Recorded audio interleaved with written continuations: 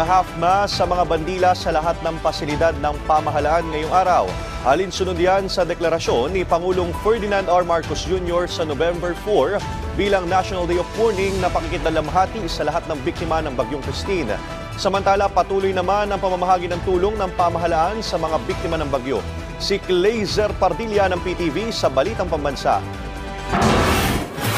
Idineklara ni Pangulong Ferdinand R. Marcos Jr. ang ika-4 na araw ng Nobyembre bilang Day of National Mourning o pambansang pagluluksa. Bilang pagkikisa ito sa mga pamilyang nawala ng mahal sa buhay dulot ng Bagyong Christine.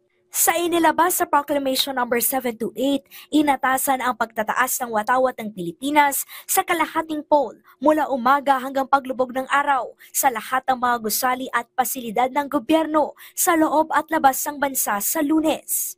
Alinsunod sa Flag and Heraldic Code of the Philippines, ginagawa ito bilang tanda ng pagdadalamhati sa trahedya.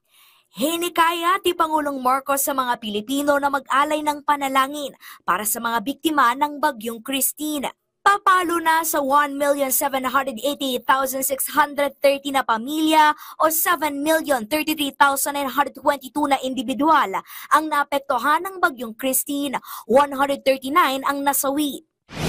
Kahit bumubuti na ang panahon, patuloy ang pag-abot ng tulong ng Department of Social Welfare and Development sa mga lugar na bumabangon mula sa epekto ng Bagyong Christine.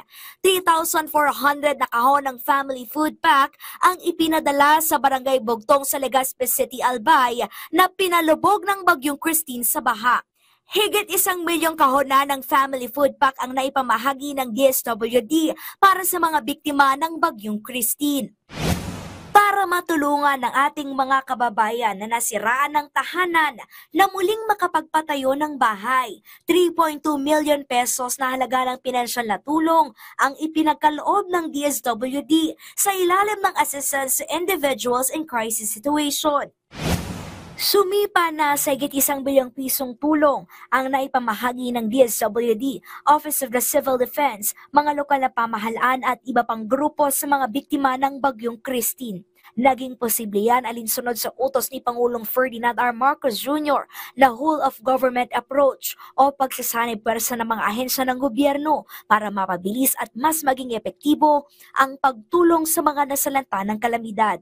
Gamit ang land, air at naval asset ng pamahalaan, 58 humanitarian sorties ang nagawa sa Naga City, Bicol at Batangas ng Armed Forces of the Philippines Multinational Coordinating Center at Civil Military Coordinating Center.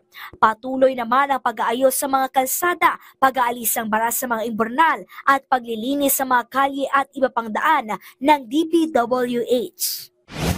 Naglaan naman ng higit 540 million pesos na halaga ng libreng binhi, gamot sa hayop at iba pang farm input ang Department of Agriculture para sa mga magsasaka at mangingisda na nasalanta ng bagyo. Bukod pa ito sa 500 million pesos na pautang mula sa Agricultural Credit Policy Council at 1 billion pesos na Quick Response Fund para sa rehabilitasyon ng mga pasilidad ng ahensya na nasira ng sama ng panahon. Clazer Pardilla para sa Pambansang TV sa Bagong Pilipinas.